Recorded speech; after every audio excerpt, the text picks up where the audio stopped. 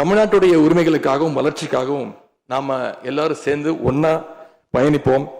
எது எப்படி ஆனாலும் திராவிட இயக்கத்தினுடைய அடிப்படை கொள்கைப்படி எல்லோருக்கும் எல்லாம் கிடைக்கிறதை உறுதி செய்கின்ற வகையில எதிர்க்கட்சி வரிசையில இருந்து நாங்கள் நிச்சயம் செயல்படுவோம்.